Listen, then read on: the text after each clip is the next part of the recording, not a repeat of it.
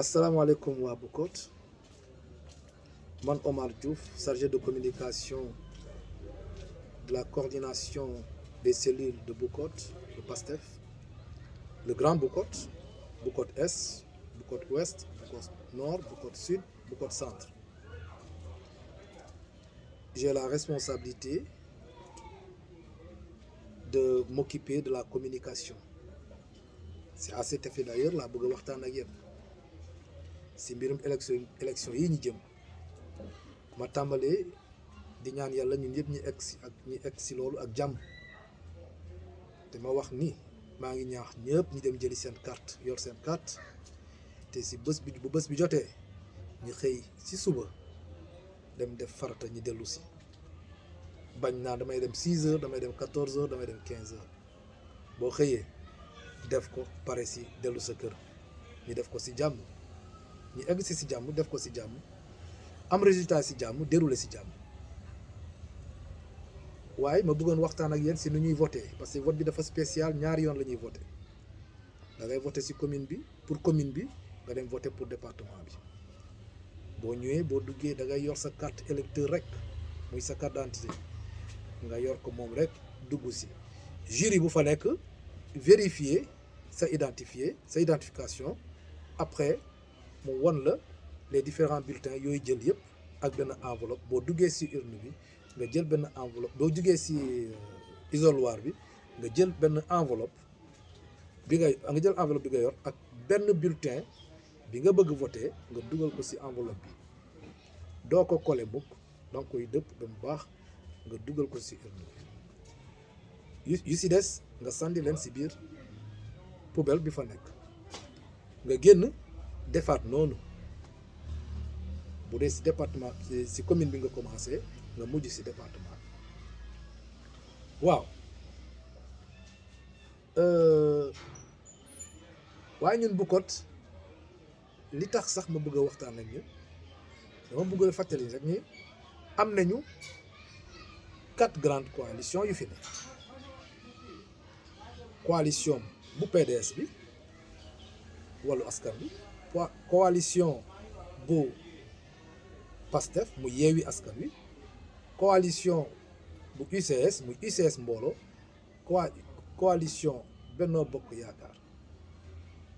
bu APR bi waaye man ni leen il faut faire un vote utile ma wax leen tout de suite sans langue de bois ñetti coalition yu fi nekk te ñu leen di dégg mooy bi PASTEF jiite fii muy Yewwi Askan Wi bu Balde jiite muy UCS Mbooloo bu Benoît jiite ak Seydou Sané muy Benno Bokk Yaakaar ma wax leen vote utile en vérité ñaari face moo am ñaari face benn face à face la ndaxte fii da nga yor Ousmane Sonko fële nga yor Benno Bokk Yaakaar ak Benno Bokk Yaakaar bu kagule Balde comme moom noonu rek lay def day kagule rek waaw day kagule fii la jëlee suñuy parrainage ñi yor ay parrainage ñi gis ko ci présidentielle yi waa Casamance gis ko moom Abdoulaye Balde gis Macky Sall ñi bay Macky Sall jox ko ay parrainage ba yëf yi jege mu jël yëpp dem jox ko Macky Sall loolu lay pare bi yoon ma ñëw ci vote utile bi le vote utile tey mooy Ousmane Sonko Yewwi Askan Wi PASTEF pourquoi ma ne mooy Ousmane Sonko Yewwi Askan Wi mooy PASTEF parce que dafa ne su ma leen joxul ndekki bu leen xaar añ mooy lan Ousmane Sonko a des ambitions présidentielles mu am ay ambitions panafricaines mu ne damay ñëw jël mairie bi ñu ne ko déet yow it xaaral ba présidentielle mu ne déet li ma nambu def Sénégal dama bëgg a def jël Ziguinchor def ko laboratoire won nit ñi su ma defee ñaari at wane ma fi lu ñu mën a d'accord bu présidentielle jotee nay mën a ñukk dem votel keneen quel pari mu ne 2022 2023 su ma deful loo leen gis loo leen xam si mairie bi ne leen ma fi ñukk 2024 dem leen votel keneen ku leen neex dina may dégg kooku war nañ ko may chance ñu si des de du chance lay leen di may waaye xam ma deuxième chance la ak troisième chance Balde dama xamul sax lu muy doyatee mairie bi parce que jox nañ ko defu si dara en tout cas ñun waa Bukot Ouest ñeme nañu wax ni ki Balde defu fi dara Balde programme am newoon na dina am lu ñuy wax crédit municipal ala amu ko defu ko mu ne dina def nu mu tuddati assainissement ordure defu ko avec un projet avec la coopération française de 600 millions ramassé wul sax benn xottu butéel mu ne dina def assainissement avec la gestion des boues de vidange bu mu waroon def mu ne dina def si périphérie Ziguinchor yëpp dina fa def ay douche te douche yooyu dinañu ramasser à chaque fois dinañu vider fosse yi yóbbu ko boori ancien ba mu tuddati yóbbu ko boori quai de pêche si ginnaaw noonu ne fa aménager yëpp defu si dara te fay na benn waay nekk fii mu koy fay xaalis bu bëri si loolu mais defu ko l'enseignement école Bukot Ouest muy école Badra Konté Abdoulaye Balde école Badra Konté amoon na fi benn nuñ koy waxatee benn facture ndox de xaw ma combien waaye Abdoulaye Balde fayu ko directeur bu yor école Badra Konté ma ko laajee mu ne ma daa woo Balde dem si Balde ne ko jox naa ko inspection mu def inspection ñu ne jotuñu xaalis bi ñu ne may baagante ba sonn ma bay mais man foofu laa waroon inscrire sama doom man mi leen di wax école Badra Konté bi parce que maa ngi dëkk Juma Pël ma demee école Badra Konté pour inscrire sama doom 6e il y avait plus de 70 élèves 100 tables bancs pour vous dire qu'il y avait peu de tables bancs au point que la maîtresse était obligée d'accueillir les uns ba ay 10 heures mu génnee leen dugal les autres ba à midi wala mu def ko à chaque séquence de travail loolu laa fa fekk voilà la situation des écoles en tout cas à Bukot Ouest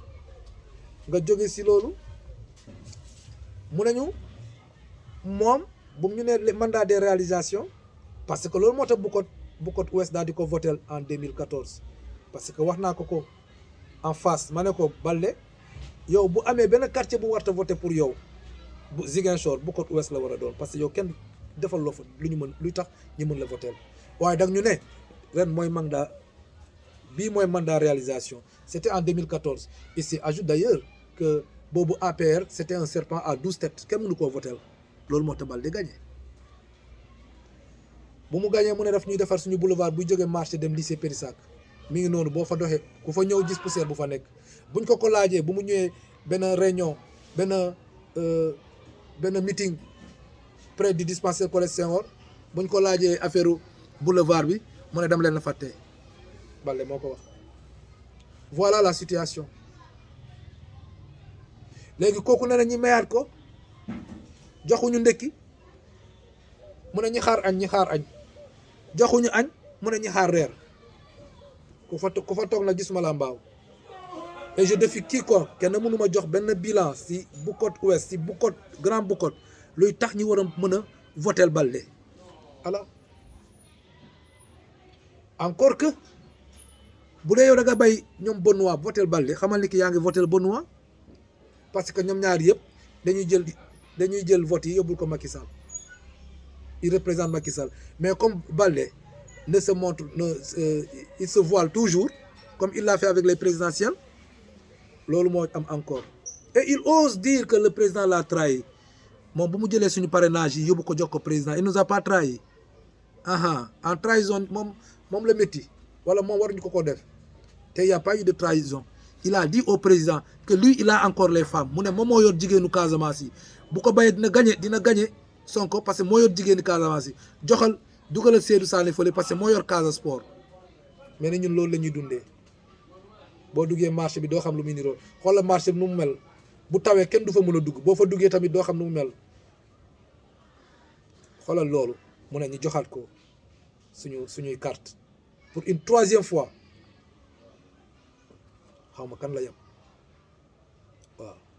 bàyyi leen xel na ngeen xoolaat bu baax si vote yi ngeen jëli seen carte ngeen taxaw temm je vous remercie bii nag mooy première vidéo bu ñu lancé le compte à rebours a commencé aujourd'hui dimanche 16 et nous allons vers dimanche 23 jour des votes wasalaam